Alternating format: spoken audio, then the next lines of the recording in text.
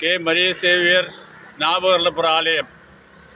இன்றைய தினம் நாம் 1840 ஸ்நாபகர்லப்புடைய ஆலயத்தை பற்றி, அதனுடைய விரிவாக்கத்தை பற்றி, அதனுடைய ஏரியா எங்கெல்லாம் அது இருக்கிறது என்று பார்க்க போகின்றோம். இந்த ஸ்நாபகர்லப்புடைய ஆலயத்தினுடைய ஏரியா என்று சொல்லக்கூடியது போரூர், மதுரவாயில், பருத்திப்பேட்,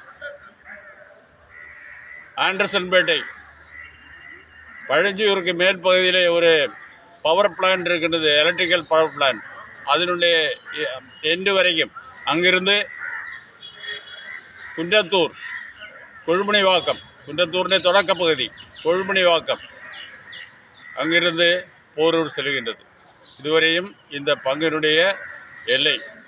இந்த எல்லைக்குள்ளதான் இந்த ஸ்நாபகர்லப்புடைய ஆலயத்தை மக்கள் பணி செய்து வந்திருக்கின்றார்கள்.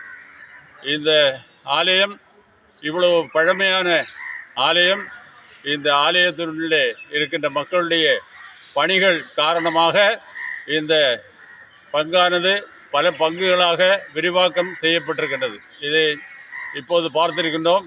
இனி இந்த பக்கத்தில் இருக்கின்ற இந்த பங்கினுடைய அடுத்த செவர், அதாவது ரோடினுடைய அடுத்த பகுதி, அந்த பகுதியில் தான் கண்டோன்மென்ட்டுடைய நிர்வாக சபையும் மிலிட்ரியும் இருக்கின்றது. அவர்களுடைய ஏரியா எங்கேன்னு சொன்னால், இங்கிருந்து சுங்காசத்திரம் தாண்டி பாளையம் என்று சொல்லக்கூடிய ஒரு இடம் இருக்கின்றது. அங்கே பாளையம் என்ற இடத்துல மிலிட்ரி இருந்திருக்கின்றது. அங்கே நிர்வாக சபை இல்லை, வெறும் மிலிட்ரி மட்டும்தான்.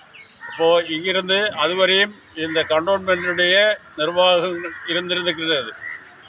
அடுத்ததாக நாம் இந்த ரெண்டு கோட்டையும் இந்த ஸ்நாபகர்லப்புடைய ஆலயத்தையும் நாம் டச் பண்ணித்தான் பேச வேண்டும். அப்போதான் நமக்கு இந்த ஆலயத்தினுடைய முழுமையான விவகாரங்களை புரிந்து கொள்ள முடியும்.